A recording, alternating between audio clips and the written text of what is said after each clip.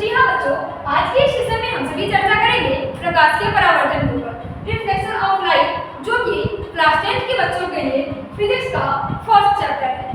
यदि आप क्लास 10 में हैं और अपने आगामी बोर्ड एग्जाम 2025 में देने वाले हैं तो इस सेशन में हमारे साथ अंत तक अवश्य बने रहें, क्योंकि आपके लिए यह चैप्टर मोस्ट इम्पोर्टेंट होने वाला है। प्रकाश के परावर्तन में इसको जानने से पहले हम पहले ये जानते हैं कि प्रकाश का परावर्तन के अतिरिक्त प्रकाश क्या है।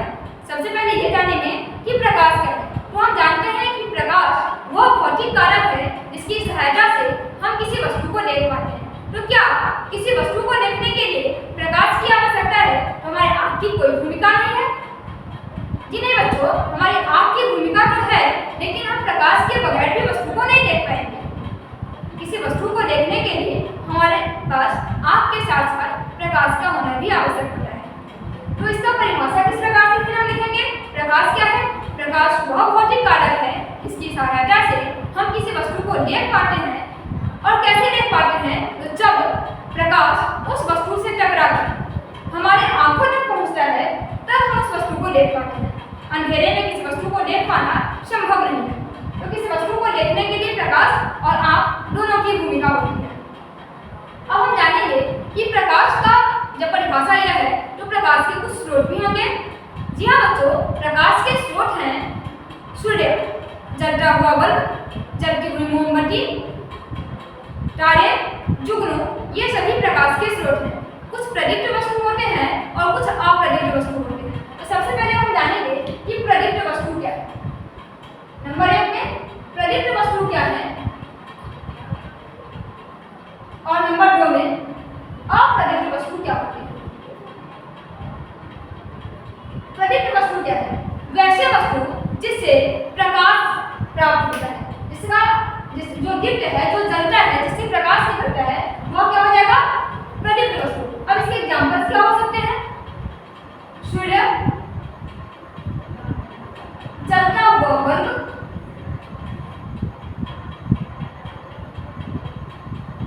इसके अलावा जलती हुई मोमबत्ती, लालटेन,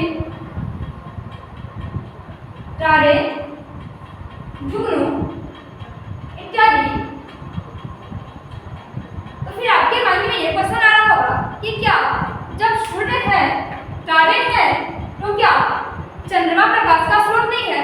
तो बच्चों, आप जैसा कि जानते होंगे कि चंद्रमा का कोई अपना प्रकाश नहीं होता है। चंद्रमा तारों के प्रकाश से प्रकाशित होता है। चंद्रमा का कोई अपना प्रकाश नहीं होता है, इसीलिए चंद्रमा जो है वह अप्रदीप्त वस्तु की कैटेगरी में है। इसके अलावा मान लीजिए कि हमारे पास कोई बुक है या फिर यह व्हाइट बोर्ड है, तो यह बोर्ड क्या है?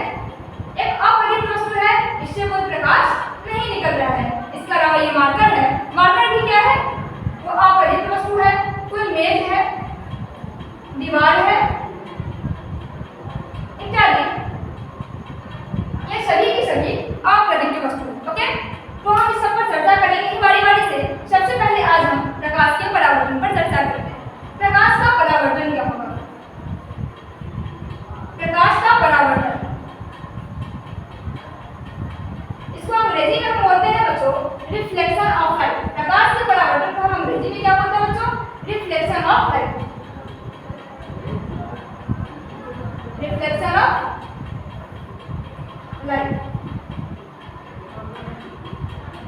अब रिफ्लेक्शन ऑफ लाइट क्या होता है? रिफ्लेक्शन ऑफ लाइट का मतलब है जब कोई प्रकाश की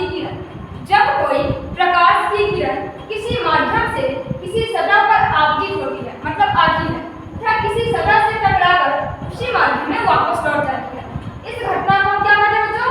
प्रकाश का परावर्तन कहते हैं। तो सबसे पहले हम देखते हैं कि प्रकाश का परावर्तन जो है वो किस तरीके से हम समझ सकते हैं। मान लेते हैं कि हमारे पास यहाँ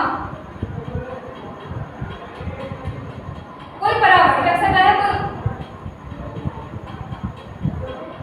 इसका नाम रख देते हैं हम M और N। या क्या हमारे पास कोई परावर्तक सतह है। मान लेते हैं कि यहाँ सूर्य है, यहाँ क्या है? यहाँ मान लेते हैं कि सूर्य। ओके, तो हम जानते हैं कि सूर्य से ढेर सारी प्रकाश की किरणें निकलती है जो कि सीधी रेखा में गमन करती है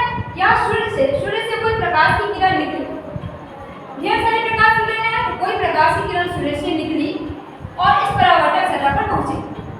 सूर्य से कोई प्रकाश की किरण निकली और इस परावर्तक सतह पर पहुंची। परावर्तक सतह पर पहुंचने के बाद यह क्या हुआ, फिर से वापस से क्या करना कि टकरा करके उसी माध्यम में वापस लौट जाती है। तो फिर यहाँ से टकरा करके वापस लौटती है। तो यह जो प्रकाश की किरण आ रहा है और यहाँ प्रकाश की किरण जा रहा है, तो यह क्या है, यह हमारे पास आपतित किरण है। कौन सा किरण है बच्चों, इसको बोलेंगे हम आपतित किरण।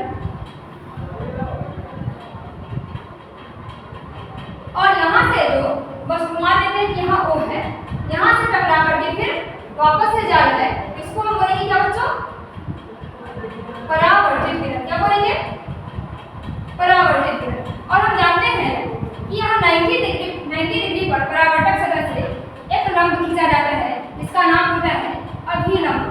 क्या होता है बच्चों, अभिलंब। यह O है, इसको मान लेते हैं OP क्या है, अभिलंब है। यहाँ से जो किरण आ रही है इसको हम बोलेंगे आपतित किरण, और यहाँ से जो किरण टकरा कर वापस जा रही है इसको बोलेंगे परावर्तित किरण। अब इसके अलावा यहाँ देख रहे हैं कि एक एंगल बन रहा है, यहाँ एक कोण बन रहा है। तो इस कोण को क्या बोलेंगे फिर हम, यहाँ आपतित किरण है, यहाँ अभिलंब है। तो आपतित किरण और अभिलंब के बीच बने कोण को हम कहते हैं क्या, इसको I से डिनोट करते हैं, इसको बोलते हैं हम आपतन कोण। क्या बोलते हैं बच्चों,